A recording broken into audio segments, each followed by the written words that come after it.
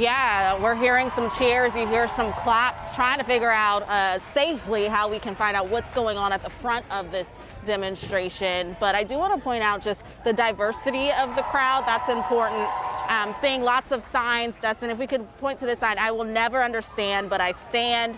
Also another sign that says white silence equals violence. So I think some of the energy surrounding this demonstration is making sure everyone is involved in moving the conversation forward. But the crowd is still here, kind of stagnant at 11th and Pine. They've been here for about the last hour or so at least.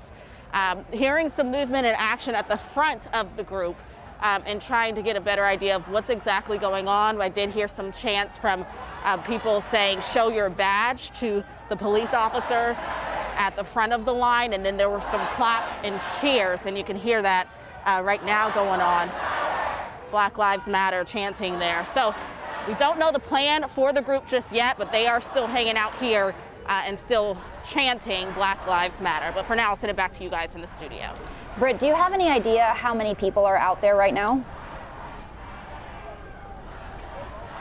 From my vantage point, it's at least a couple hundred. It's hundreds of people. It's a good sized crowd. I know yesterday was a significantly larger crowd later on in the day, but I am seeing people continue to show up, so we just don't know how large the crowd is going to get. But it is a significant size, and it stretches down Pine just a little bit.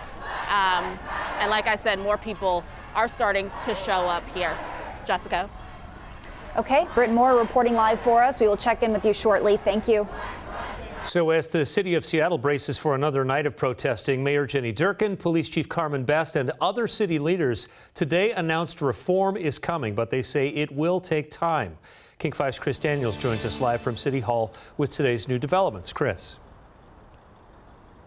Yeah, and a lot of this comes out of a meeting between some of the protest organizers and Seattle's mayor and police chief just yesterday. Yes, the police chief making an announcement that she is issuing an order to all of her officers, including her command staff, to have a different type of badge besides the morning badge, one that displays name and numbers. And then, yes, Jenny Durkan also made an announcement concerning the consent decree. All of this happening at City Hall, where you can see at this hour there are members of the National Guard and Seattle Police Department outside on 5th Avenue here, fortifying this side of the building.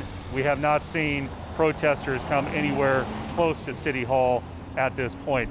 As far as the consent decree issue is concerned, that is a story that has lasted more than 8 years at this point, dating back to the death of John T. Williams, a Native American woodcarver who was killed at the hands of a Seattle police officer.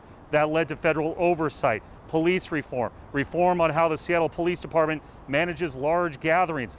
In fact, Seattle's mayor and police chief thought they were almost done with federal oversight, had filed a motion to wrap up the case. That was until yesterday when the city attorney said he was withdrawing the motion. Here's what Seattle's mayor had to say about that this afternoon.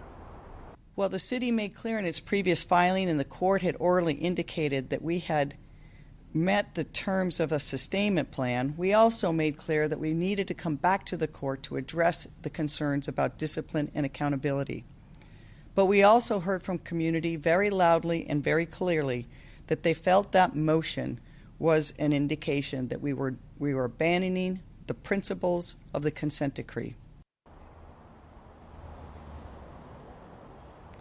In fact, the Seattle City Attorney, Pete Holmes, specifically cited the demonstrations and the police response over the weekend and into Monday, saying they needed further examination before the city would go forward. I did have a chance today to talk with Dwight Days. He's one of the protest organizers who was in that room with Seattle's mayor and police chief. He told me he felt there were positive steps that were made just yesterday, although he believes it will be a long road. You'll hear more from him coming up tonight, King 5 News at 6:30. But for now, live in downtown Seattle, I'm Chris Daniels, King 5 News.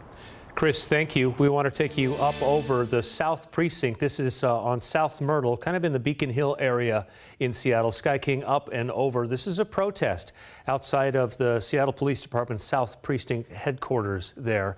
And as the shot pulls back, you can get a little bit better view of the number of people. It looks like probably 100 people or so, maybe some more, protesting there. That's about all we know at this point. It looks like it is a traffic concern at this point, but we'll try to get some more information on this and bring it to you throughout the newscast right here. Now